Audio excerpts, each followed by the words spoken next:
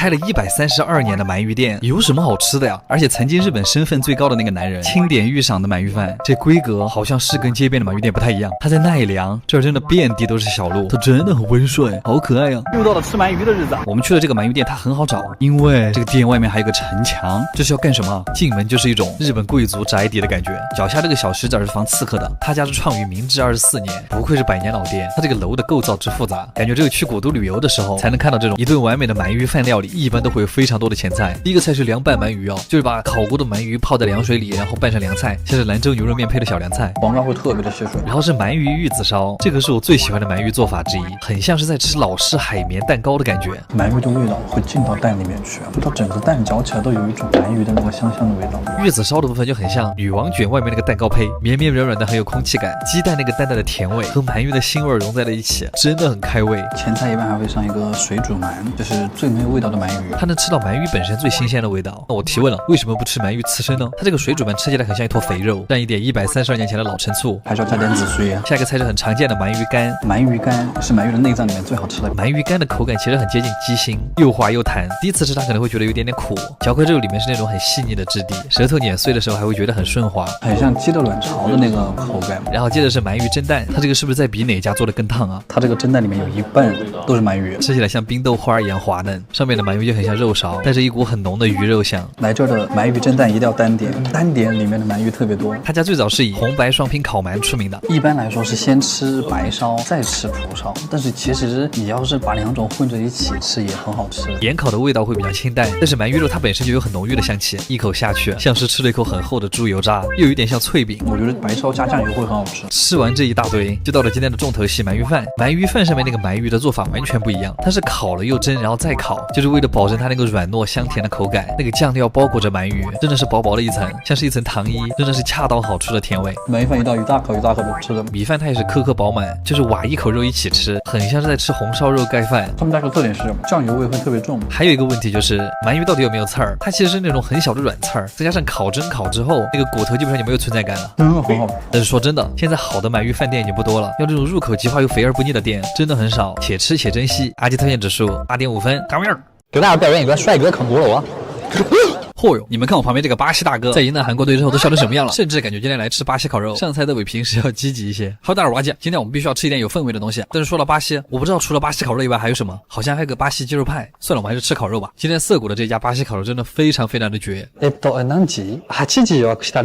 虽然很不愿意，但还是夹了一些活到150。他们家这个自助餐吧，主要是沙拉和甜品。今天可以活到160。其实我到现在也不懂，为什么每次吃饭之前都要经历这个痛苦的环节。我真的很想手动拉一下进度条。今天的第一口给到他们家的烤鸡肉。巴西烤肉的特点一下就出来了，就是火大，它会把鸡肉烤得特别的外酥里嫩，它把它里面的汁水锁得巨好，鸡肉那个滑滑的口感还有点像白切鸡。然后下一个是我一直很期待他们家的蒜香牛排，超厚一块。它这块肉最厉害的就是他们家会把那个蒜香腌得很入味儿，油肉流出来的油就是蒜味儿，特别的香，肉感十足又不会很噎人，蒜你厉害。然后是牛里脊，典型的没什么脂肪，但是由于火候把握的比较好，半生的感觉还是会让人觉得很嫩，好吃，但是没有巴西的感觉。3分熟的里脊，吃起来会有水牛的那种味道。再来一根香肠，它这个香肠密度特别的大，就像我婆婆给我舀的饭，真会压。但是要说香肠还是德国好，下次德国踢赢了再去吃好了。这个也是巴西特色小吃，芝士薯饼，并不会拉丝，浅尝一下就好。下一块是烤牛的三角肉，果然这种孜然味的烤肉还是得用生菜裹着才好吃。然后这个是他们家的人气特色菜，烤菠萝，是不是很难想象它是什么味道？它外面会烤的那种焦香焦香的，然后因为它是烤过的，所以它吃起来完全没有酸味，非常神奇。亚马逊丛林的属于是。他们家的烤羊腿肉我也特别喜欢，因为它巨膻，我操，膻疯了，太爽了，甚至让你有一种吃羊杂的感觉。你感觉有10000个草泥羊在你嘴巴里面奔腾，这种时候就要配一个烤洋葱，你会觉得非常的应景。烤过的洋葱还会带着一股淡淡的苹果味儿。接着又是一块烤牛排，哎，有没有人跟我一样，就是特别喜欢吃这种滴血的牛排？刚刚在那边看到你，感觉血水旁边的你还挺好吃的。对了，他们家有个小妙招，就是吃腻了你就去问他们要那个菠萝，瞬间回满血，总共20多种肉。巴西人真的是很幸福的。阿基推荐指数8.5分，卡米尔。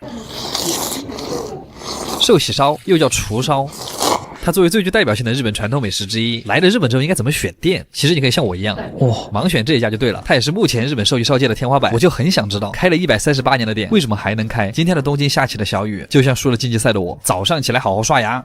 又到了吃寿喜烧的日子啊！金办这家店不仅特别老，而且日式服务做得巨好，这可能也是它贵的原因。すみません、6です。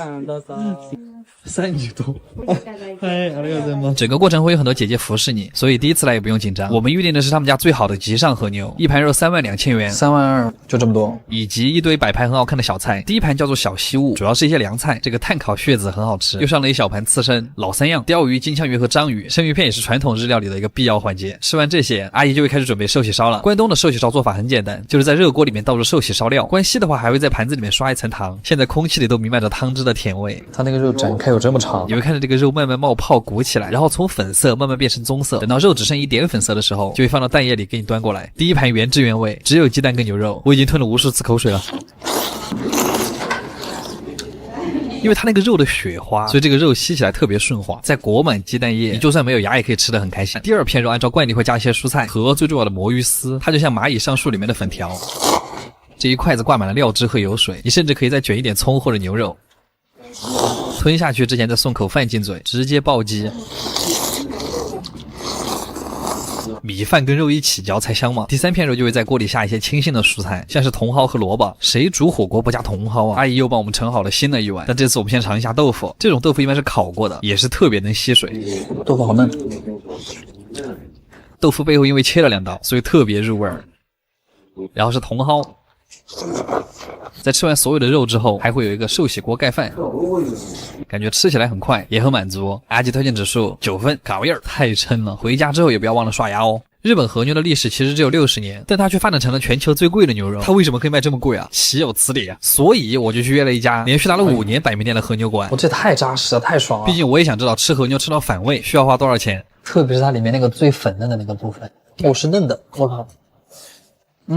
龟苓膏。今天的废话也很多呢，带上家伙出门。今天我们来的是蓝青山那家完全预约制的烤肉店，这店也藏得够深，高情商，注重隐私。我老板没钱。好了，不说废话了，看一下它这个人均2万的价格究竟如何。饭前先来2片咀嚼片。第一个菜不出意外是茶碗蒸蛋开场，它这个蒸蛋特别的点是，它是用煎鱼的汤煮的，所以吃起来还会有一种鱼汤的鲜味，里面还加了一点黑胡椒，所以鸡蛋的奶香会更加明显。今天这个沙拉又到了我们的活到150的环节，它上面淋了一点黑松露的油，你们知道它闻起来像什么吗？就是用汽油拌的生菜。然后第3个前菜给我们上了一个粉条，它吃起来觉得很像奶油蘑菇意面。怎么还有前菜？其实在日本所有的生肉吃起来都有一种饺子馅儿的感觉，他们家的生肉是用酱油调的味，里面混杂了些很有脚感的菜和海苔，你吃惯了就会觉得很好吃。突然想起之前很多人说我长圆了。吃饭第一块是和牛的上腰肉，就这一块的肉质它一般会非常的软嫩，因为它肉瘦纤维短，所以这一块的肉一般是后切，吃起来会比较滑嫩，但是没有横膈膜肉那么香甜。第二块就是我们的横膈膜肉，你也可以叫它牛五花，这个部位它其实很难烤，因为它很肥，所以很容易烤干，但它吃起来就贼香。我感觉我牙齿都没用力了，甚至你把它吞了，那股牛肉的香味还会挂在你的舌根。完了之后没有想到我们今天的重头戏之一烧牛冬居然这么早就端上来了，它里面的那个肉真的切得巨厚，但你其实一口咬下去你的齿感会很轻松。它是那种脂肪虽然没有很多，但是很嫩的里脊肉，配上他们家的特制烤肉酱，嚼开之后那股炭火和牛油混合在一起的味道，所以它饭也是配了日本最好的米，一口烤肉一口饭的快乐，可以很轻松就把一盆都炫完。空盘吃了饭之后就给我们上了一碗汤，它里面是一片用低温处理的和牛包着一个萝卜，怎么说呢，它非常像怀石料理里面的素汤，不过用的牛腿肉比较肥，所以脂肪里的奶香已经渗透到汤里。汤应该是用蔬菜和贝类一起熬的，味道很鲜，汤里面也是那个和牛那个骚骚的味道。然后接下来也是他们家的王牌之一，我就问谁见了这么厚的牛舌不迷糊？除了刚才那碗牛肉饭，我们今天就是冲着这个超厚切牛舌来的。他们的烤法其实很讲究，一开始用小火慢慢烤，然后可以看到牛舌滋滋冒油，最后表面变成非常好看的焦褐色海浪状。烤完之后切好摆盘，这种粉粉的感觉真的就是2个字，脆弹，所以才说它吃起来有点像龟苓膏。它嚼起来的齿感很像没有炖煮过的蹄筋，搭配着一点烧烤味的山椒酱，那种恰到好处的辣味，刚好中和了牛油的腻，剁椒牛肉的感觉。吃完这个确实很腻，所以就给我们上了一个酸辣小番茄。接下来是一小份炸牛排，属实没想到上了一盘炸牛排。炸牛排一般都会用里脊肉，汁水比较少，嚼起来能吃到肉的扎实感，再配着旁边的酸酱，油香也不会腻人，所以它其实很像广东版的糖醋里脊。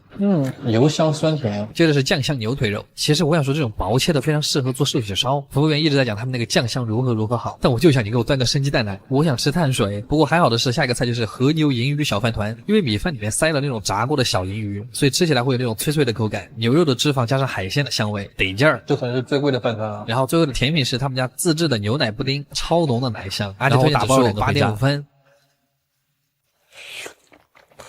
我吃了3片它那个大肉，我现在就是一个非常的后悔。自从我来了日本，就吃了非常多的便当，但是从来没有吃到过像今天这样的什么呀？肘子肉，太噎了。今天在油管看了家特别劲的店，据说它是一家专门为大胃王设计的便当店，店长甚至还开启了一个挑战，如果你能顺利吃下这个2间的便当，就可以迎娶他的女儿。啊，怎么可能？这家店现在在油管上面特别的火，不仅是因为它量大，其实主要是因为它便宜。有多便宜？待会儿对比一下你们就知道了。今天我们来的地方是归户，今天我们还特意找了个大胃王，林华，注意看，他今天特地穿了一件宽松的衣服，看来他并不打算保留任何实力。我以前在学校门口点了半斤面，被同学笑了一学期。这个就是他们家的店面，非常的朴素，门口的横幅就写着寻求挑战1公斤便当的人。店里的便当也非常直接，想吃什么都可以直接拿起来看。我发现它种类异常的丰富，价格和重量也写得很清楚，有鳗鱼炸鸡厚蛋烧，也有生姜火腿可乐饼，还有这种炸鸡超厚肘子肉，还有这种大阪烧、炸鸡、章鱼小丸子。七龙珠可还行，它甚至还有这种350元的超低价区，折合人民币才19块。这种陨石饭团也很劲。我今天要挑战的就是这个肘子肉。これ一つお願いします。じゃあ2000円でお願いします。はい、ありがとうございます。真实的1公斤哦，拿在手里像提了一个铅球。为了吃他们家，我已经3天没吃饭了，想看一下我能吃掉多少克，所以还专门准备了一个秤。好大的小区。到家我们先要给便当加热，但是你猜怎么着？嘿嘿，它那个底盘直接被压死，笑死。那个微波炉根本转不动它。但是不管3、7、21、7、9、28，废话说太多，我们开始吧。这个总共是5片肘子肉和4坨炸鸡，中间还有一条炸虾，一点咸菜。它这里面的菜都是今天早上用新鲜食材做出来的，所以我们先尝一下鸡块，看是不是真肉。是真肉。它这个炸鸡应该怎么形容？其实没有很多淀粉，但它就是有点像跑了1000米之后的我，软了，比我想象中的更扎实。不能说难吃，就是有点噎人。来，我们便当的重头戏肘子肉，它真的是很厚的一片，感觉它在扯我的筷子。好日本的味道，特别的照烧。先说感受，好吃，特别的肥，像咸烧白的加厚版，但是它是日式照烧的口味，又咸又甜。当你把它里面的油嚼出来的时候，你就会很想刨饭。但是这种快感也仅限于2片肉之内。当你吃第3片的时候，你会感觉你的整个食道都挂满了猪油，非常独特的体验。换个口味，吃根炸虾，虾肉本身还是嫩的，就是外面的淀粉已经软了。接下来我们直接快放吧。谁能替我把这期视频拍完啊？我们来看一下我们刚才吃了多少，还剩多少。肉的话只剩2片肘子肉和一个虾尾。你吃了300克、200克、270克，你还称了半斤，骗人！好的，我们现在在此宣布挑战1000克便当，大失败。再看一下大胃王吃了多少？你才吃了124克哎！所以我们到底在挑战什么呀？无语。当然吃不完的我们还是要打包回去继续吃。不能浪费，家人们啊！今天的视频非常愉快，而且推荐指数7分，嘎巴样。来日本之后一定要吃那个，拿什么啊？根本就没什么东西是一定要吃的。但是日本的法餐确实很好吃，可爱吧？毕竟它已经快赶上我吃烧鸟的次数了。好治愈的味道。现在是下午6点，该出门给我的粉丝探店了。今天是法餐加铁板烧，好像没什么道理的组合。不是这个组合好像没什么道理，但是一想到今天要和漂亮姐姐吃饭，就还挺开心的。东东，虽然说路边的有花不要采，但是店里的花可以买。准备了一点小礼物。那我们交换礼物好了。今天这家店又是藏在一个很隐秘的咔咔角角，敲一下门铃，好饿。すみません。18時予約した理由です。我们直接开始吧。据说他们家的前菜非常有精神，甚至是蝉联了15年的人气菜，就是这个玉米慕斯搭配北海道深海胆。第一次吃到这种八竿子打不着关系的2个食材。除了第一口能吃到海胆的鲜甜，接下来嘴巴里的味道竟然是慕斯那种绵密的口感，也很清甜。它其实主要还是布丁的味道。每次在法餐厅看到软面包我都很开心，现烤的非常松软，让我想到了消失已久的盼盼法式小面包。这个是最好吃的。第2个前菜拼盘里面有鲷鱼片、鱼干，最下面那层是螃蟹熬成的汁，是那种咸香的味道，开胃。它这个火腿吃起来很像四川腊肉。反正正好要过年了，应景。法餐里面最能吃的东西，坚硬如法棍。这边建议牙不好的人还是少吃这个，它真的有可能比你的牙齿还硬。我才箍好的牙，等了半个小时终于见到了第一个主菜，非常的没有花里胡哨的那种感觉，很欣赏。快乐小鲍鱼，现杀的，所以吃起来很像那种粉倒多了的龟苓膏。不是，这比喻也没什么道理啊。但我在想，如果主厨吃了四川的辣炒鲍鱼，他是不是可以更新一下菜单？晴天小备注，这个备注一口下就会有一股很浓的黄油味，是那种窜鼻的香，特别幸福。不到150，西柚果上身，先闻一下味道。黑松露的汽油味伴着烤熟的蜂蜜的味道，格林童话的水式，吃起来像是一个铁板舒芙蕾，口感异常的细腻。简称一下，它就是黄油蜂蜜蛋卷，但是又有一点像蛋包饭上那坨滑蛋。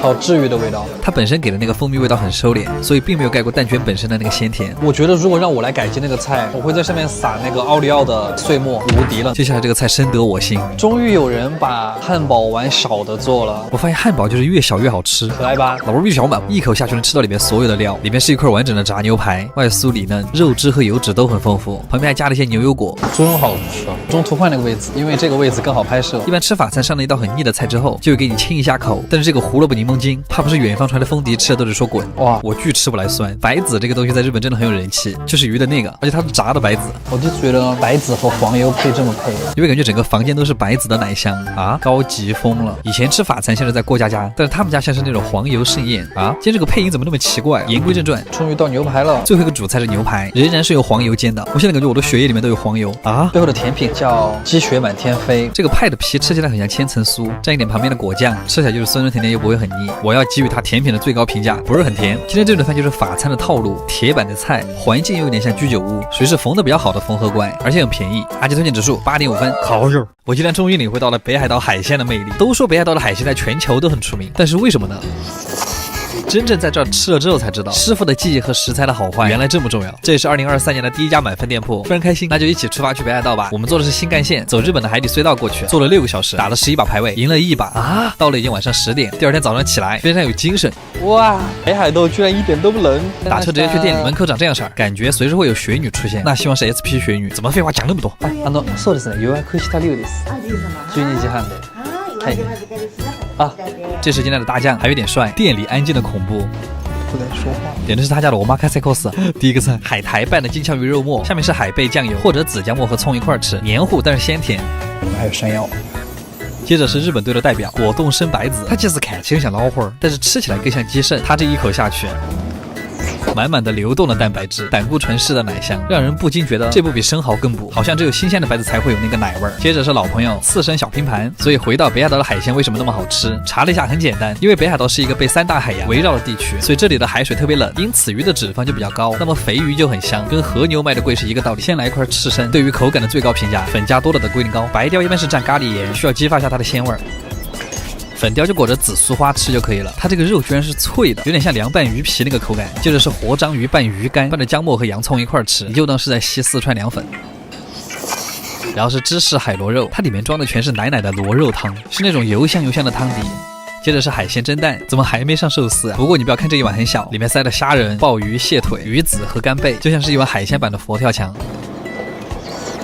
但是小心烫嘴，再来一块鲷鱼西京烧，说白一点就是甜口的烤鱼，筷子轻轻一夹就碎开，像极了爱情。接下来这个好像还挺厉害，蟹腿芝士泥混合物，可以看到满满的蟹腿鲜味，是种很温柔的蟹肉味。吃完这个亲一下口，终于到寿司了，我真的好饿。第一块甜鲷，好漂亮的淡粉色，用肉身蘸一点咖喱盐，米饭和盐都是用来激发鲷鱼本身的味道，直接香到脱粒。一般在这种店，到了寿司环节，上菜都会变得很快，上一块刚吞下去，第二块就来了，金枪鱼背身，上面切了很多刀，是为了锁住酱油，下面的米饭只有一丁点，甚至看不到。这个是北海道特产的甜虾，纯生，为了还原最好吃的甜味儿，中间是一溜芥末，我特别喜欢这个，是一种黏糯的鲜甜。然后是鱼子军舰，我其实有点吃不来。QQ 爆珠，下一个贝柱寿司，拿着像坨胶泥，它这个肉真的很厚，嚼开之后那股甜味就会扩散出来。竹夹鱼寿司又叫阿基寿司，改刀改得很漂亮，上面是姜末和小嫩葱，还刷了一点臭橙醋，上了一碗味增汤，喝一口继续。粉色的这个是狮鱼，它的油脂很丰富，入口就是软糯回甘，我建议什么都不蘸。最后一块一般是最高级的黄金海胆，看这个成色就知道，成块的海胆没有塌掉，没有化开。都不舍得吞。一般吃寿司的最后会有个厚蛋烧和一个撑饱的寿司，这2个下肚，你就会获得至高的满足感。最后的甜点是芥末冰淇淋，就是冲鼻辣辣的口感。这家店总体来说都特别的好，而且这个价格也是他拿满分的一个原因，可以带上自己喜欢的人一起过来吃。阿杰推荐指数10分。卡样，尼泊尔料理。等一下，它是什么菜啊？其实尼泊尔是个什么地方我都不知道，更别说这个地方的料理了，我脑子里面一片空白。但是我还是去查了，我网上搜到的图直接把我看饿了。对，它应该不是那种普通的辣椒。于是我就去选了一家东京评分最高的尼泊尔餐厅。又到了吃异国料理的日子。它在一个非常破的楼里面，连续4年获得日本的百名店。2017、2018、2019、2022。进店之后的装修不知道为什么会有一种西双版纳的感觉。すみません。16時45分予約した量です。尼泊尔人说日语，少々お待ちください。像日本人说中文。第一个开胃小菜，我看上去就觉得很辣，不像那些日本料理呀。它其实是一个辣炒羊肉，味道很像小时候学校门口卖的那个5毛钱一包的那个辣条。但是它是肉做的，嚼两下也很像我们四川那个红油兔丁，它这个是真的辣。第2道菜是水球饼，听老板说是尼泊尔的特色小吃，怎么感觉好像在印度的博主视频里面看到过？它就是一堆脆脆的圆球围着一堆蘸料，初生牛肚不怕火，拿起一颗球灌满蘸料，一口塞进了我的樱桃小嘴，干净又不能说，咬开那个脆壳的感觉，特别像山东煎饼里的薄脆，然后紧接着就是烧烤调味的汤汁和咖喱味的土豆泥，它还带了一点柠檬的酸味和薄荷，但它几个味道还是挺配的，像是菠萝海鲜炒饭这种派系，像一个开胃小菜。我发现这个小菜的吃法了，就是你可以把它放在球里面，辣炒羊肉配水球饼，我操，有点意思呀。下一个菜是鸡蛋肉饼，它在盘子里看起来莫名的普通又自信，看得我满脸疑惑，好像跟我们国内的一样。吃之前我以为它会和四川的锅盔一个味道，但它其实是那种比较松软的孜然咖喱味，就很吸味，但它可能更像柔软版的锅盔，但里面换成了烧烤咖喱味的猪肉馅儿，还挺好吃。芒果奶吸到了，没什么芒果。我确实想感叹一句，尼泊尔料理比我们之前吃的地中海料理好吃多了，没有拉踩的意思，主要是这两个菜系都用了很多香料，但是尼泊尔的搭配我更喜欢。接下来就是非常出名的尼泊尔饺子，又是完全没有吃过的味道。它其实这个设计和灌汤包有点像，只不过它这个汤在外面，因为它那个饺子里面也是汤，吃进去先是那个薄荷的味道，然后是经典的烧烤味，再是有一点肉馅里面酸菜的味道，就是饺子的部分特别像泰国的冬阴功酸菜饺子，非常的吃不腻，甚至有点像韩国菜。我觉得他们家有个特点，就是看起来都特别丑，但是味道就都是让你难以想象的那种美味。果然我的预判很准，这个菜还是很丑。尼泊尔人炒沙干，哇，这个吃起来真的就新疆味了，口感像是先卤后炸的乐山串串，但是这个更干。要非常注意的是他们家那个辣椒，真的要小心，它大概是小米辣的4、5倍的辣度。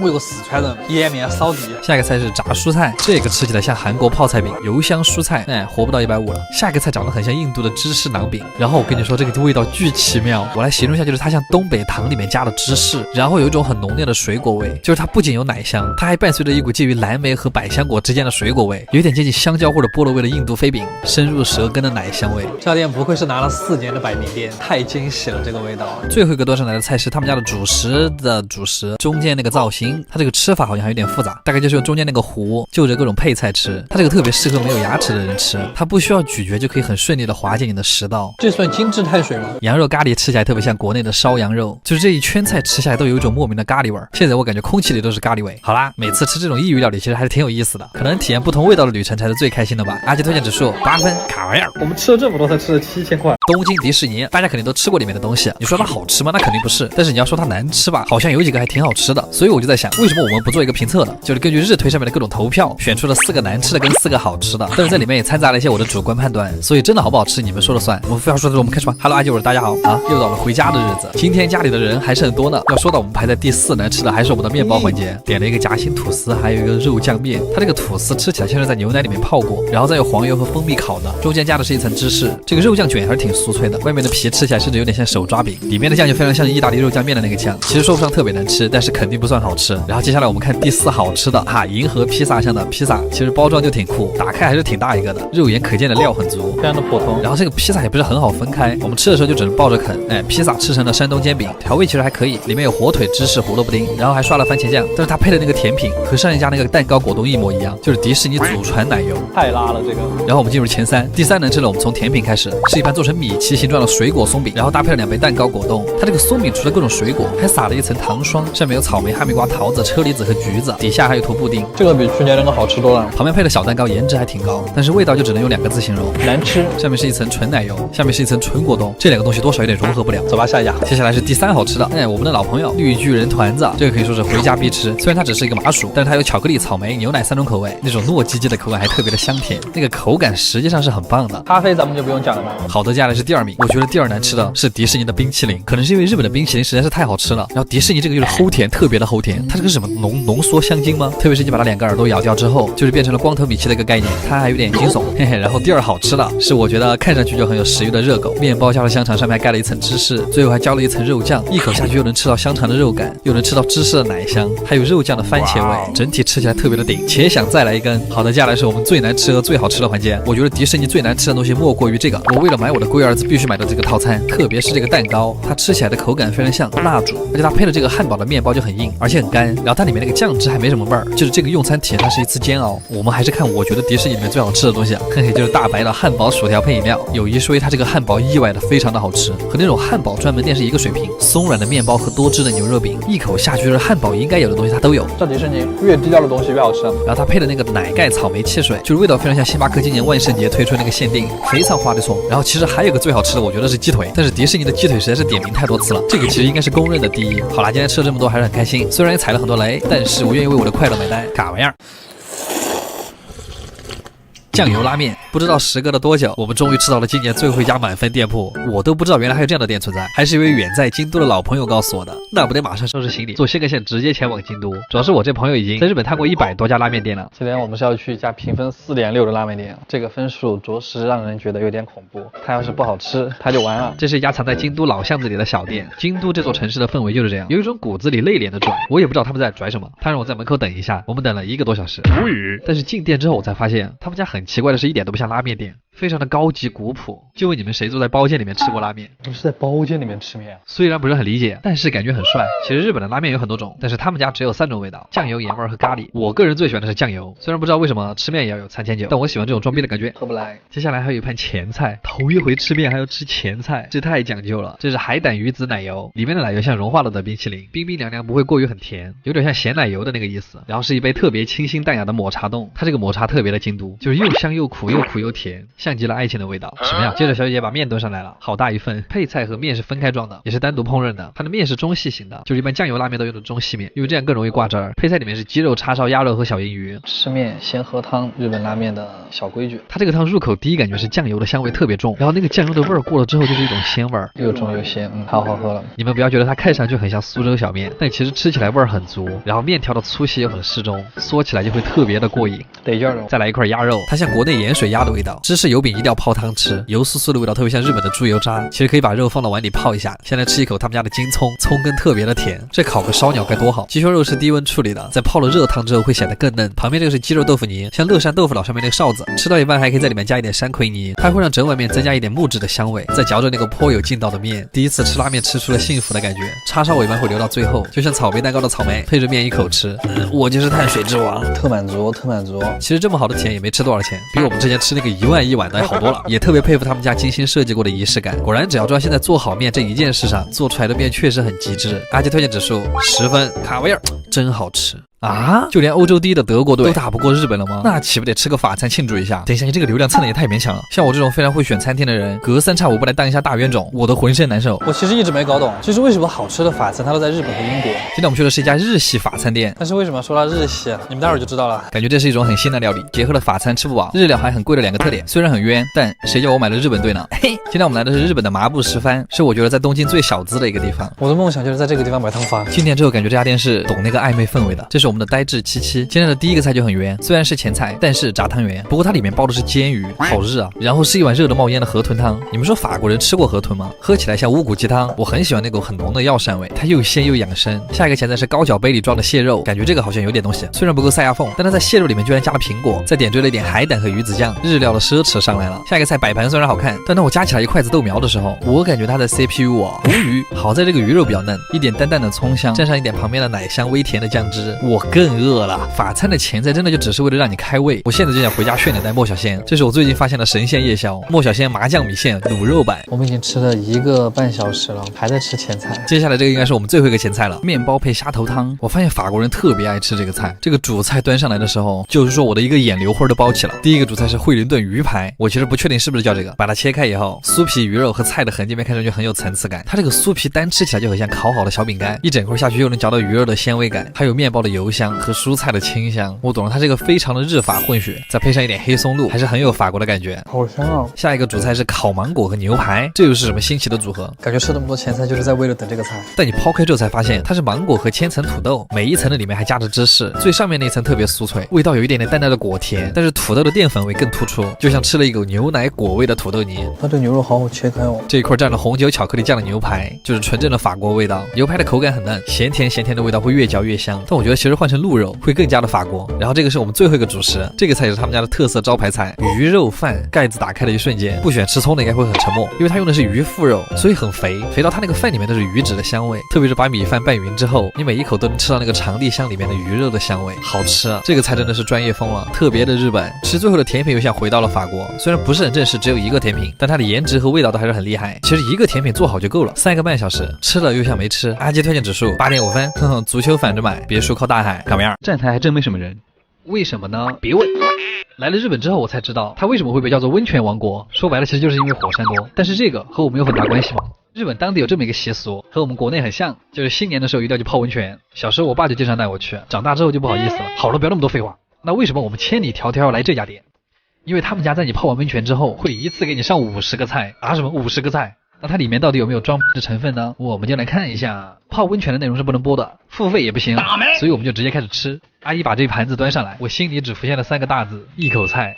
这分量小到明月的下午茶都得让位。这是我第一次在日本吃到这么夸张的温泉菜，太丰富了。不瞒你们说，我刚才认真数了一下，它其实只有45个菜，可能他把天妇罗算成了5个菜。我现在有点不知道该从哪个开始吃。今天的用餐顺序讲究个随缘。天妇罗里面有苹果，这个东西是可以炸的吗？它外面的面衣很酥脆，里面的苹果是沙沙的，其实还挺好吃的。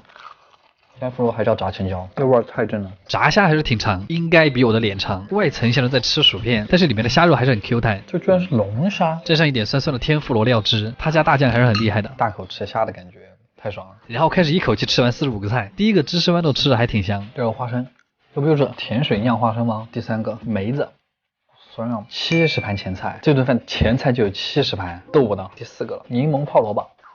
今天这顿饭莫名的吃的像报菜名，又有点像拆盲盒，你根本看不出来它那个味道是什么。甜口的章鱼，加了柠檬的小咸菜，香到舔盘子的芝士南瓜泥，紫苏卷萝卜，我也不知道这个是什么了，吃了还是不知道。日本人最爱的魔芋，蘑菇，这把挺好吃的，芝士味的土豆丝。哇，这好难吃，这个好久没吃到让我能吐出来的东西了。但是50个菜总会有踩雷的，就像人的一生不可能顺风顺水啊！装什么？小银鱼，糖醋核桃，好吃，核桃腌的无花果，有点甜啊，像小吃。那本来就是小吃，是小吃了。哦，螺肉，肉末冬瓜，我们一次把下面的肉末全卷上来。话说吃到这儿，有人还记得我吃第几个菜了吗？我感觉现在是一个美食博主的考试，感觉我应该能上个清华。鸡肉配的某种鱼，鱼松，茶碗蒸蛋就不用介绍了吧？白果鸡肉香菇茶碗蒸蛋，香。经典时尚小海带，虎皮青椒啊，土豆沙拉。无语了，我已经。就是你吃到现在，你也不会觉得饱，但是你已经吃了20盘菜了。哇靠！经典时尚小萝卜，一条平菇。终于来了个稍稍硬一点的菜，红烧狮子头，不是红烧。咬下去的一瞬间，我只能说生气，非常的生气。还以为终于能吃块大肉，结果豆腐。吃到后面你已经不知道你在吃什么了，嘴巴里面送。培根卷苦菊。给你们看一下我们吃了多少了。他们家也不嫌洗碗麻烦，咖喱土豆泥、泡豆子、鱼。属实没想到今天最顶饱的居然是一碗米饭。此时对着这碗米饭，可不可以给我上一份寿喜烧？泡菜、下饭、芋头，真的是芋儿，苦的糯玉米，好怀念的口感。在日本第一次吃到糯玉米，终于到我们的刺身了。不过他们家的鱼肉是真的很好吃，金枪鱼口感很肥美，甜下的肉质也很滑嫩，白鲷也能尝到它的鲜味，感觉又快乐了。但是怎么说呢，吃这家店还是有大起大落的感觉。掀开竹帘的那一刻，还是有点 emo。黑胡椒牛排2克，血子鳗鱼的近亲。第3个是鱼排2克。终于吃完了，喜欢吃日料和不喜欢吃日料的都沉默了。总的来说，他家吃下来很像是在温泉过家。阿杰推荐指数8分，好不好？一盒鳗鱼饭可以在日本卖到天价，为什么它可以这么贵啊？据说是因为日本鳗快灭绝了，但这和我们又有什么关系呢？噔噔，鳗鱼饭作为日本很早以前的一种传统美食，我突然开始好奇它最老的店还在吗？然后我就在网上搜到了这家店，果然又是那种开了100多年的店了。这是什么呀？好恐怖！我操，这个棕褐色，删闻一下。今天的废话也很多呢，事与不长嘛，我们开始吧。哇，我们目前找到的是1910年开业的，虽然我猜在整个日本应该还会有更老的，但这家112年历史的店已经是我们的极限了。它在江户川桥的附近，又是一家躲在钢铁森林里面的老店呢。日本这种带庭院的店都很贵。这是一个特别老旧的木造房子，我就害怕他们木板下面藏了什么奇怪的东西。哦，死贵呢！他们家这个菜单上面的照片是100多年前开业的时候拍的。不要想那么多，开始吃饭。小菜是个豆腐，上面点缀了一点姜丝。果然有钱人都喜欢吃豆腐呢，非常没劲。第一个前菜是个小3拼鱼板鲷鱼毛豆，怎么感觉这个前菜比别家都还要穷酸一点？无语。然后第2个前菜是用盒子装的，但是打开之后怎么还是3拼？为什么这个鳗鱼饭的前置步骤那么多啊？豆腐皮儿好吃，但是没什么味道。然后这个是日本人很爱吃的干明太子，是用盐腌的，非常的咸，不应该用来下饭的吗？然后是酱油章鱼头，吃起来更像酱油胶泥。接下来这个是我喜欢的鳗鱼茶碗蒸蛋，很烫，吃的时候小心一点。鳗鱼的那个香味已经渗透到了蛋里，而且我一直觉得鳗鱼的香味和鸡蛋很配。接下来这个也是我很喜欢的海带黄瓜鳗鱼，它是一个凉菜，用烤过的蒲烧鳗配了下面的酸汤，酸酸冰冰的味道特别开胃。然后最后一个前菜是鳗鱼骨，我们见过很多次了，特别的好吃。这个我愿称它为荤薯条，就拿着手吃，嚼起来非常爽。然后盼星星盼月亮终于等来了我们的 C 位，他们家的主角鳗鱼饭，单点这个饭的话是9000日元。虽然这种老店确实好，但就是有点费钱。还好最近双11，各大电商都在费尽心思做活动。我在拼多多薅到了1000元新月金，不用拉人助力，直接微信到账了。本来我也不信，结果真的有，我把活动链接放评论区了，大家可以去试试。好了，我们继续鳗鱼饭。鳗鱼饭的传统做法就是先烤后蒸，是为了让那个浓郁的酱汁渗透到鳗鱼的内部。你们看它微微上翘有点焦的那个肉，其实我觉得第一口建议和饭一块吃，因为它米饭里面也是那个酱汁，这才是最完整的口感。哇！你其实夹起来之后闻到的不是酱香，而是那个炭火的香味，因为鳗鱼的肉特别容易附着那个炭的味道。焦炭烤鳗鱼中间的部分就是要这种一筷子能够夹断，从肉到里面的刺儿都是软的，但是皮一定要是焦的。是放了很多的。哦，只有现杀的鳗鱼才能看到里面白花花的肉。记得中途来一口腌萝卜。好特好。据说先烤后蒸是为了锁住鳗鱼最原始的鲜味，所以才会有那种肉眼可见的鲜嫩程度。果然老店的黄肥鳝还是不一样，然后会上一碗鳗鱼干做的汤，烤过的鳗鱼干会让这个汤带上一种苦苦的茶香。最后是一牙哈密瓜，这东西在日本还不便宜。最后我们两个人一共吃了这么多，好像还有点贵。阿基推荐指数8分。日式烤串，它其实还真有点东西啊，就跟成都的火锅一样，天天吃就有点腻，一天不吃你就感觉身上有小鸡在爬。东京的我们已经吃的差不多了，又到了吃串的时候。昨天因为那家拉面店闪现到了京都，我们又回到了仙斗厅，上一次吃寿喜烧的地方。其实我每一次来京都都会感叹，这里的氛围感是拉满了的。在这种地方吃饭，你就会觉得好像多收一点钱也可以接受啊！这说什么呀？好装呀！糟了，今天来的这家店也算小有名气，店里人很多，也很有烟火气，有点像深夜食堂热闹版。我好像很久没有坐在过大酱面前了，有点小拘谨。他们家的小菜是用纸包着的，以为是什么稀奇玩意儿，但其实是毛豆，就感觉有创意但不是很多。第一个前菜是一个冷的厚蛋烧，配了一坨很厚的萝卜泥，那种冷冷的奶香，有一种像蛋卷冰淇淋的感觉。这种咸甜的东西最开胃。然后是一盘薄切的牛舌尖肉，牛的舌尖肉会特别的嫩，烤得恰到好处的口感弹牙，越嚼越像火锅里的脆毛肚，再加上爽脆的莲菜，典型的日式山椒味，好吃啊！他们家怎么说呢？你吃的速度一般跟不上烤的速度。猪肉卷杏鲍菇，在外围刷了一层甜酱，其实杏鲍菇本身的口感就很像肉，所以吃起来会有一种港式叉烧的感觉。鸡胗是我吃串必点的，我真的对这些下水的串不能拒绝，那种带着炭火香味的嘎吱嘎吱的脆感，别人都是美酒配美人，我是帅哥配烤串，有点普信的感觉。接下来这个像棒棒糖一样的是猪肉卷生菜，我一直觉得创作出这个的一定是个天才。这个我可以整10串，巨健康。油腻的猪肉和清爽的蔬菜，就像我和满岛光有一种般配的感觉。这串比我脸还大的虾属实很让人心动，因为烤得很脆，所以特别好剥。他们家的虾其实比较绵软，不过我还是更喜欢那种现捞起来 Q 弹饱满的虾。猪肉包番茄这个我很喜欢，它其实和提灯有异曲同工之妙。提灯打包的是蛋液，它打包的是番茄汁，油水或者酸甜的汤汁顺着你的舌头往下流。刚才的烤生菜就是清爽，这个就是温润。下一串烤牛肉，他家的牛肉吃起来就是一个入味，但可惜它是美国牛肉，就是因为它吃起来非常的硬。我真的很爱烤香菇，香菇巨吸汁儿，我觉得它吃起来就是素鲍鱼，表面上刷了一层猪油，更香了。我就在喝水。然后这个是猪肉包红薯，8竿子打不着的一个组合。这个红薯的调味会盖过肉香，我还是想念东北的拔丝地瓜。烤鸡腿肉嘛，只能说不如烧鸟店，它是黑胡椒山椒调味，就是很下酒。哇，猪肉包半熟蛋太好吃了，鸡蛋是提前卤过的，就它虽然是溏心，但是又不会有液体。它中间那坨吃起来特别像慕斯，再加上猪肉，好吃。它这个茄子烤的也很多汁。我发现我判断蔬菜好不好吃，主要是看它水多不多。同样的口感，但却没有香菇好吃。在日本，像这种传统居酒屋里面的串儿啊，都非常的有创意，真的很适合聚餐。但是想吃好吃的烧鸟，还是选择正宗的烧鸟店比较好。好了，阿基推荐指数8分。今天这家烧鸟店也太奢侈了。当你的人生感到迷茫，不知道该吃什么的时候，就来吃烧鸟吧，我请你。又到吃烧鸟的日子。有些时候我也会想，我在日本吃过的鸡是不是已经可以绕地球一圈了？好多废话。今天是一家稍微有点逼格的店，可能是因为它的银座都是一些买不起的店。すみません。18時予約してあるようです。ちょっと遅くなってごめん。第一个小菜是一碗反复强调从京都送过来的鸡炖的拉面。鸡汤面果然是拉面的最终形态。其实很多烧鸟店的第一个小菜都是鸡汤，然后上了一整份泡菜拼盘，这个可以跳过。第一串是外鸡腿肉，可以挤柠檬，但是它会盖住炭火的味道。不过今天就是想吃清淡一点，所以我全挤了。他们家给盐给的特别足。哇，第二盘就是香菇，炭烤香菇特别的多汁，香菇里面渗出来的水都是鸡汤味。我真的很喜欢灌汤鸡心那种很绵软又很有嚼劲的感觉，再配上那个超浓的汤水，像是热恋时候的那种推拉感，还是恰到好处那种。灌汤鸡腿菇的那个口感，烧鸟店里面唯一一个可以无限免费加的东西。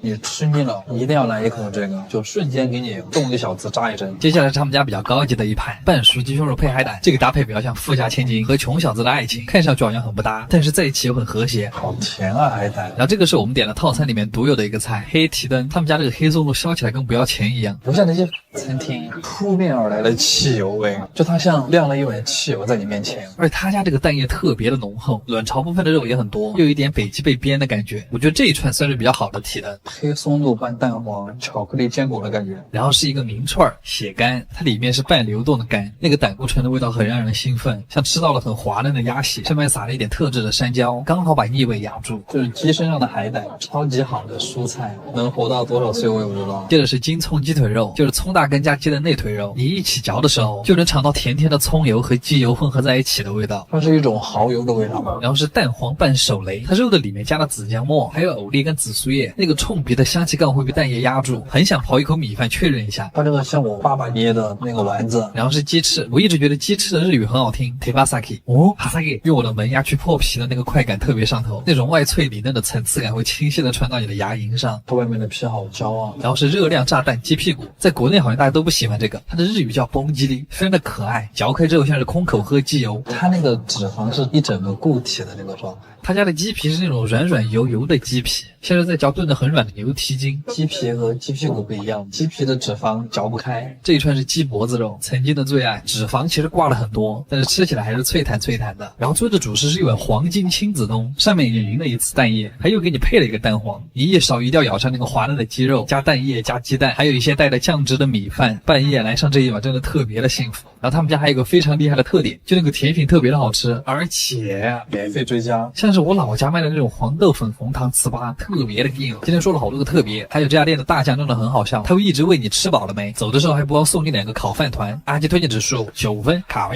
马肉，这个不是只有战争年代才会吃的东西吗？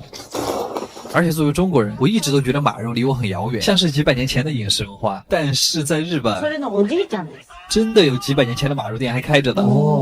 总会有人说，人一旦吃过马肉之后，他就会优先选择马肉了，有这么夸张吗？所以我就搜到了这家店，在日本我能够找到的最老的马肉店，1905年开业，那个房子就一直在那儿。すみません、ご飯2つお願いします。那不得去看一下？他已经开业120多年了，然后一直没关过。真的有那么多人吃马肉吗？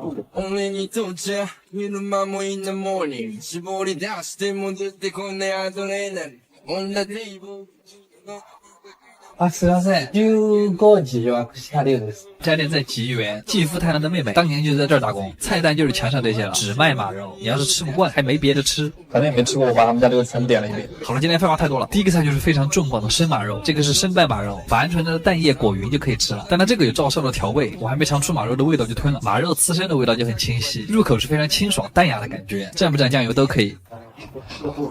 然后嚼起来有点像鸡肉，有一点点接近鸡的鸡脖子。接着是煮的马蹄筋，我本来以为马肉是那种狂妄外放的味道，但它越嚼越清甜，那我们还是加一点六婆吧。这是马腿肉配海胆，有点像校霸和语文课代表谈恋爱，你以为是威逼利诱，但实际上两情相悦。我的意思就是这2个味道很配。然后是马肉牛排，煎马肉也是一种非常常见的吃法，马肉纤维里面的脂肪很少，完全不像和牛，然后它也会自带一股淡淡的坚果味道，也不知道它用的是肉马还是野马。然后就是我们今天的重头戏，马肉寿喜烧。然后这一盘肉是2人份，22000日元。第一盘是纯纯的马肉脂肪，也是我觉得马身上最好吃的地方，吃起来像是轻盈版的鹅肝，肥油虽然会挂在你的舌根，但是你并不会觉得很腻。接着就可以开始下马的里脊肉，切记要注意一点，就是马肉千万不要煮太久。就这么一小小的一盘，不是马肉有这么贵，肉还有一点点饭粉就可以捞上来，我觉得裹一点蛋液会更嫩。好吃。6、7成熟的马肉就像肉棉花，牙齿一下去它就断开。马肉丸子也很好吃，它里面和的居然是黑芝麻，沙沙的口感。之后就是豆腐跟摩丝，还有一些假肉，这些就跟普通的寿喜烧没什么区别。然后我们还有一盘炸马肉，看着很像锅包肉，但其实吃起来也很像。但就是它的里面可能会比锅包肉更软，说白了马肉就是更嫩，比起猪肉来说更好嚼开。然后我发现店里到了晚上就特别的有氛围，不愧是在吉原的店，有一种梦回昭和的感觉。总的来说马肉还是很好吃的，开了120多年的店还是有它的道理，但就是很贵。阿基推荐指数7分，卡哇尔。鳗鱼料理作为日本最珍贵的料理之一，如果不在本地吃上正宗的一顿，你可能还真不知道这么小一条鱼还可以吃到这么多东西啊！什么？最近不知道是不是狂飙看多了，就是看着我总想吃鱼，又到了吃鳗鱼的日子啊！怎么感觉我每年来京都的次数比我吃鸡的次数还多？再加上看了失之愈合的新剧，真好看。果然京都的餐厅都有一个特点，就是非常的难找。现在在2堵墙的中间，但问题是这一店他们还开了这么多年。对的。你们知道在日本吃一顿鳗鱼可以吃到多少东西吗？算了，我们直接开始看今天的前菜。这个缠在一起的就是鳗鱼骨，特别的小，就是不能打包卖，嚼碎之后的味道特特别像鱼皮油渣。嚼鳗鱼骨头是最香的，然后是照烧口味的烤鳗鱼干，那个照烧酱再浓也压制不住鳗鱼干的那个茶的味道。肚子上面的肉很细腻，口感比较像芋泥。这个是凉拌黄瓜鳗，它吃起来像是经历过很多感情之后的清心寡欲啊。然后开始接的正菜，鳗鱼料理里面一般都会有的鳗鱼蒸蛋，它居然用的不是日式茶杯，而成都盖碗茶的那个碗，好实在啊！大家一入口那个鳗鱼的鲜味就会灌到你的鼻子里面，你要仔细嚼了之后才能吃到鸡蛋的味道。这个真的是非常适合鳗鱼的一道菜，味觉修正水。修正一下，因为我们下一盘菜是清淡的鲤鱼，这个菜叫鲤鱼小子啊。为什么鳗鱼料理里面要吃鲤鱼？我也不知道，可能是有什么典故吧。鲤鱼的肉吃起来非常像很脆的甜雕。接下来的画面可能会非常的引人不适，就是大家会在你的面前片鱼，这个也是正宗鳗鱼店里面的一个表演活动。我都不知道我对上焦了没。你看，接着大家会趁着肉最嫩的时候做成天妇罗，为了保证最好的口感，这个白色像玉米笋的是鳗鱼籽，口感非常的奇怪，像是不会跳的糖。好神奇的口感，蔬菜之王青椒，刚端上来的时候还在冒泡。鳗鱼本身有不多的油水，它全部保留在了里面。鳗鱼天妇罗真的是人间美味之一，我觉得。现片的鳗鱼肉会有一种淡淡的奶香味，咬下去那种酥脆的声音，很像是拿破仑一刀切下去的感觉。他们家把肉里面的汁水都锁得特别的好，很讲究。然后我们点的是他们家最好的鳗鱼饭，土锅鳗鱼饭，主要是因为它能吃到锅巴。我跟你们说超香，开盖的一瞬间，当你看到那个油脂的反光，你会无法控制分泌唾液。它和关东的鳗鱼盒饭非常的不一样，吃法的话分为3个步骤，所以叫鳗鱼三吃。它这个锅巴太巴了，我操！鳗鱼的料汁不是纯纯的照烧，有一点像红烧肉盖饭的那个味道，特别的下饭。把鳗鱼和锅巴叠在一起，在嘴里嚼碎之后，你会知道山珍海味。我觉得其实指的就是这个了。第二碗的吃法很简单，就是在第一碗上面加一些山椒和芥末，它更像一个风味料理。第3碗的吃法是我最喜欢的，就是鳗鱼茶泡饭，它的感觉像是我在四川第一次吃鸡汤饭。它把那个锅巴都泡软了，就是那个饭你都不用怎么嚼，它就滑进你的胃里了，而且茶香正好中和了鳗鱼的油腻。冬天特别适合吃这个，感觉又可以活到150了。最后的甜品是一个黄豆大福，非常的精度。所以你们觉得关西风的鳗鱼怎么样？阿基推荐指数9.5分，真好吃，可以带朋友来。弄 Tele Plus 我法式鹅肝作为世界3大奢华美食之一，在法餐里面它有很高的地位。但是直到我遇到了今天这家餐厅，这里一个汉堡可以买麦当劳11个汉堡。和牛跟法肝都是2个国家最具代表性的食材。把它俩做成汉堡，一口下去的热量能有多高？又到了吃汉堡的日子。这家店在潮人非常多的元素，感觉走到哪儿都会犯潮人恐惧症。哦，原来日语里面有虎视眈眈这个词。すみません。もう一人を増えていいです。4人で。店里的装潢也非常的法式，一点不像汉堡店的样子，但它的菜单确实只有汉堡。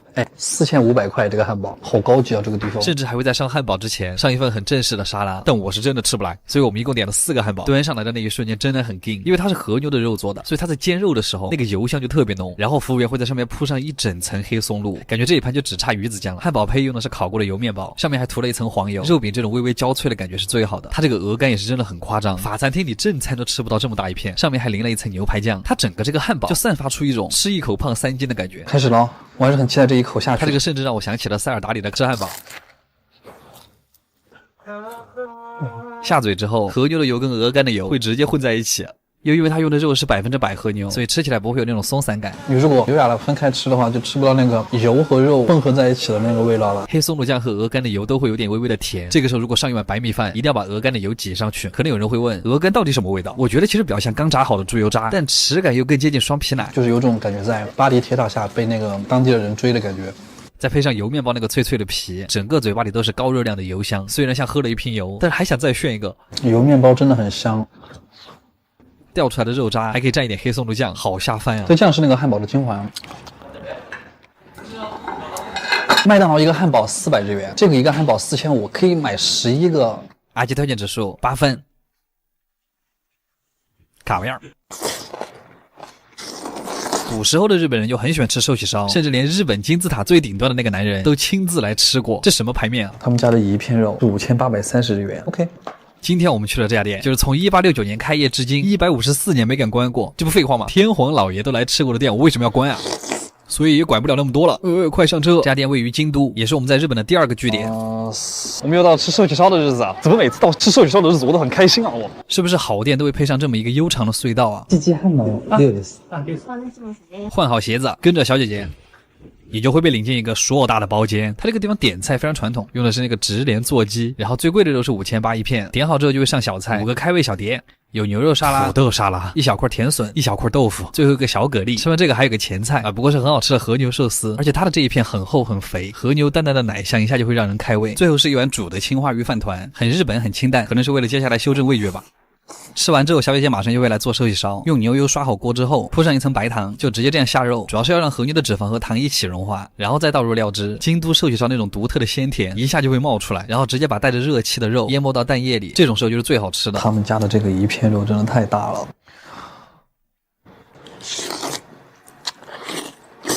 不行，我还要吃饭了。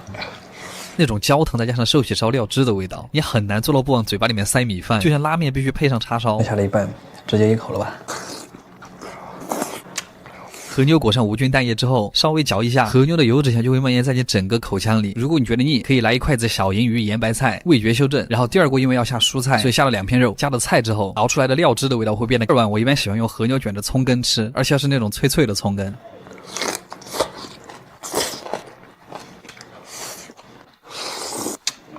我真的很想端着这个盆吃。葱跟那股微微甜的味道，就是给和牛物理提鲜。煮到这个时候的豆腐也很入味了，基本上就是一个筷子轻轻一夹，碎成2半，再蘸上一点蛋液，你甚至都能尝到豆子的香味，像是用面包蘸奶油蘑菇汤。煮到最后的魔芋丝已经变得很软了，它虽然本身不入味儿，魔芋丝也是寿喜烧里面最卷蛋液的。蛋液也很香，吃到一半你还可以换一碗新的蛋液，这种茼蒿里面夹着一点魔芋丝，也有一种脆弹脆弹的感觉。我还专门拿了一片牛肉烤到了最后，它已经是一个焦褐色的状态了，但是它特别的入味，所以要多裹一点蛋液。这一片130克，你下肚再加2口米饭，就是至高的满足。京都的寿喜烧就是缓缓的用牛肉的香气慢慢塞满你的胃，最后再来一个甜品，非常的爽。而且推荐指数9.5分，卡维尔。神奈川，一个我深爱的地方，也是我在日本住的地方。来日本3年了，我也成了被神奈川浇灌的其中一人。你要说最早知道这个地方，可能还真是镰仓高校前，但是你一旦住久了，就会发现它不会成为你爱上这里的原因。但是要来神奈川的话，应该怎么玩呢？首先早上的体验和晚上的体验特别的重要。那我们就从早上开始。早饭我推荐在镰仓的有利多库多这家店，吃一份很日式的简餐，很便宜。江之店会在你打鸡蛋的时候从你面前开过，所以那个什么，打快一点。千年古都的早晨就这么从一只烤鱼开始。当然早餐还有别的选择，你也可以在沿海的比鲁斯看着海景，吃柔软的 pancake， 还可以在喜利乌斯酒店的70楼俯瞰着全市吃早饭。吃完早餐以后还可以在横滨的海边散散步。泡面博物馆一般会是我去的第一个地方，这里陈列着全世界各种有名的泡面。我们中国这边的代表是老坛酸菜面，居然没有泡椒牛肉。当然3楼还可以定制一碗自己的泡面，随便你画什么，随便你想吃什么味道，根据心情来就行。饿了还可以在这来一顿下午茶。接下来你就可以直接坐着江之店开始玩，每个站都很有流量。什么？我的意思是每个站都很值得打卡。海街日记、灌篮高手，还有我最喜欢的倒数第2次恋爱，故事都在这停留过。特别是极乐寺这个站，大家应该巨熟悉。我也不知道为什么，光是这个站的设计就很好看。还可以去逛一下商店街、变层田重建市街。果然这里的街道就是最接近日漫的地方。下午快天黑的时候还可以去逛一下长谷寺，夜晚的灯光和红色的枫叶，小情侣牵着手在这逛街，氛围感直接拉满。但是你要说横滨最美的时候，我觉得应该是晚上，因为这个地方有各种各样的灯光秀。想象一下和喜欢的人牵着手在这个地方溜达，是多么享受的一件事。逛饿了的话可以在，这不是什么，怎么会有人饿这么快？但是别管，我就是想吃那个芝士芋泥和那个披萨。如果这个时候你还有力气，也可以看一下江之岛的夜景。这个地方叫湘南的宝石，每天下午5点开始点灯，亮灯的那一瞬间真的很震撼。你甚至还可以上到灯塔上面俯瞰整个江之岛。其实除了灯塔，岛上还有很多夜景都可以看，但今天其实讲了这么多，也只讲了神奈川的1/10。这一次主要介绍神奈川可以在早上和晚上玩的景点，剩下的就等你们来找我玩了。阿吉推荐指数9分，卡维尔。阿姨用一道中华水饺征服了日本人，还拿下了东京当地的米其林推荐，这是一个多么牛逼的事儿！所以没错，便宜实惠。今天我们又来阿姨的居酒屋了，就这一个菜封神。他家现在真的太难约了，感觉当地的日本人都知道东京有一位特别会做水饺的哈尔滨人。又到吃饺子的日子啊！すみません、溜です。すみません、ちょっと遅くなって。あ、ざます。还是这么小一个店，里面挤满了日本人。时隔1年了，他们的菜单还是这么的破，但就是这家店的味道。主要还是那5种口味的饺子，但我们还是要先吃前菜。这个菜一直被我认为是北方口味的棒棒鸡，跟四川的完全不一样。成都的好像只有辣油没有麻酱，这个鸡胸肉是真的特别的滑嫩。四川的一样好吃。然后这个也是我很喜欢的香菇鸡肉粽，它包得很小，一口下就可以吃到里面所有的料，里面是2坨卤过的鸡腿肉和一些香菇，然后是一道我来了这家店才吃过的菜，皮蛋豆腐，没见过的组合对吧？豆腐的味道刚好冲淡了皮蛋的咸味儿，泰国风味里面的香醋配上腰果也很绝。最后一个前菜是凉拌水母，你就当是荤魔芋丝好了。这个菜特别的开胃。然后第一盘饺子叫滑饺子，这个完美的曲线像一个炸水母，它那一层是脆脆的锅贴，下面很脆，上面又很软糯，还有点像刚出过的生煎，里面是香菇、葱、木耳和猪肉，一定要带着那个锅贴一起吃，裹上辣油。这一盘就是他们家封神的那个四川风辣油饺子，每一个饺子都是单独调味，香菜、辣油、豆豉，你一入口就能感受到辣油的冲，然后再是豆豉那个甜甜的味道，甜辣甜辣的感觉。饺子皮特别薄，它的里面还会灌上一些辣油，这个一个人可以炫2盘。这一笼叫八戒饺子，蒸饺的特点就是皮特别嫩，口感会觉得特别圆滑多汁，里面是酱油、香菇、猪肉馅儿，这个味道特别的东北，不用蘸辣油就已经很好吃了。里面的料汁也刚刚好，不像灌汤包那么致命。然后他们家还有这种广式腊肉，刚刚煎了一下就端上来了，像中场休息的甜品。接着是一盘虾饺，这一盘我建议第一个不蘸辣油，第二个再开始蘸辣油，里面是又软又韧的口感，完整的下来让整个饺子特别的劲道。最后一盘也是我最喜欢那个味道，豆腐水饺。我想问有多少人没吃过豆腐水饺？我在南方的时候真的没吃过，味道非常特别，是一种温润的感觉，豆腐那个微微咸的味道，配上一点肉香和葱香，你的味蕾会很神奇的被放大，不自觉的去捕捉那个豆腐的香味。没吃过的一定要试一下。这是我第2次来他们家，其实莫名还有一些感动，会有一种回家吃饭的感觉，可能是因为店里的菜都承载了家乡的味道，也可能是因为这种内心的自豪感。总之阿基推荐指数10分满分，太好了，卡位儿。和牛是日本从1956年起改良牛中最成功的品种，也是全球公认的最优秀的肉用牛。所以就算日本人没身份证，但这牛必须得有，就这么拽。又到了吃和牛的日子。今天我们要去的这一家店，它在日本的和牛界非常的有名。其实日本的很多大佬都很喜欢在这家店谈生意。他家在银座，这是一个日本富人很爱消费的地方，好东西很多，但都很贵，可能我这辈子都逛不起。哎，好了，不要讲那么多废话，再讲一点吧。こんばんは。17時半予約した理由です。2人で。こんばんは。こんばんは。前菜的设计非常奢华，一个小木盒子里面装了鱼子酱、和牛、海胆，鱼子酱的爆破感加上海胆的鲜甜，我怎么感觉这个菜可以单飞？我第一次前菜吃出了过瘾的感觉。在他家吃肉的体验会很好，会有一个非常专业的烤肉师。里脊算是和牛里面比较瘦的了，但就算这样一口下去都很软，因为它的肌肉里面还是挤满了很多脂肪。里脊也是牛身上最稀有、最珍贵的部位，只有吃里脊的时候才会有那种感悟，原来牛肉本身是有味道的。感觉是那样嚼一坨不油腻的固体脂肪。后切牛舌是最难烤的一个部位，这一块是舌根肉，舌头上面最软最肥的部分。嚼牛舌真的是一种享受。其实我觉得不挤柠檬更好吃，因为我喜欢粉色部分那个奶味儿，又韧又软，也只有和牛的牛舌才能做到这种感觉。每一次吃横膈膜肉，咀嚼的每一下里面都有水冒出来，你能喝到牛肉汤。而且他家每一块肉的调味都不一样，淡淡的孜然味就很像烧烤。他家的沙拉真的很厉害，是用熟成的牛舌来做的，但它还是沙拉。下个菜烤和牛虽然真的很好，但是多吃2是一块介于牛胸跟牛腹之间的肉，其实就是胸腹隔膜，比普通的横膈膜肉更肥一点，透着光看就是雪花分布的更漂亮。可能这个就是肉很脆吧，进嘴特别像牛肉版的咸烧白，嚼得你满口油香。横膈膜是喝牛汤，这个就是喝牛油。这是一片很常见的横切牛舌，从舌尖切到了舌根，没那么软，但是比较脆嫩，吃起来会有嚼内脏的感觉。我还挺喜欢那个腥腥的味道。然后是一片牛腿肉，还配了个米饭，我特别喜欢和牛寿司，带着肉香的米饭，中国味一下会被满足。它这个还是零糖零脂零卡的，而且还没有防腐剂，减肥也可以喝的快乐水。吃烤肉来瓶白塔味的元气森林真的很解腻，而且马上夏天了嘛，感觉家里还可以囤点。接着就是他们家最贵的一道菜，先把三明治烤脆，然后会夹着牛里脊最中间的那个部分。对不起郑中基老师，光是制作它的过程看着就很享受，边角料会单独切下来蘸盐吃，它是非常柔和的味道，外面一层吃起来又薄又脆，因为它是油炸的，所以能够锁住很多油水。烤得温热酥脆的吐司，加上鲜嫩多汁的和牛，还刷了一层微辣带着果香的酱汁，它那个肉的质感和虾很像，吃完特别的满足。这是我吃过最好吃的和牛三明治。然后是一片水煮的薄切里脊肉，蘸上他们家特制的咸蛋黄鸡蛋泡泡，再加上了黑松露之后，就是你已经能闻到扑面而来的汽油味了。它很像坚果蛋黄酱包裹着和牛，鸡蛋泡泡里面还有神奇的颗粒感，就像麦丽素的心，脆甜脆甜的。它还是很贴心的，给你上了一碗饭，直接泡在刚才那个汽油蛋液里面。这一口饭承载的东西实在是太多了。最后的甜品是一个黑芝麻雪糕，有点像冰淇淋版的铜锣烧。果然这家店出名还是有原因的。阿基推荐指数9分，卡位样，就是没吃饱。这么久没更新，干什么去了？其实主要是回国了，时隔4年终于回来了，我好兴奋啊！这次来上海主要2件事儿，一是来参加个大博主的婚礼，二就是今天这家店了。早就听说上海有很多好店，但是今天这家本帮菜不仅拿了3年的米其林，还拿了3年的黑珍珠，什么牌面啊这么大？这次回国主打一个见世面。这是我回国之后探的第一家店。我真的很喜欢上海的晚上，华灯起，夜色阑珊，感觉很让人安心。你好，我是刘，7点半预定的3位，但他们2个还没来，我先到了，我可以进吗？可以啊，没问题。这个餐厅是真的很大，进门的这面墙也很牛，点菜的时候就能感受到服务态度是真的好。餐前小菜会送一个酸桃子，很脆，主要是清口用的。第一个菜就非常的重磅，9转小肠，看看他有没有保留一些东西啊。他家把小肠卷得特别的紧实，实，再加上小肠很瘦，是特别有层次感的劲道，油香油香的卤水，很想直接泡饭吃。然后是他们家的特色菜花雕醉虾，虾身里面塞了满满的溏心虾膏，真的很夸张，料汁有一种淡淡的梅子味。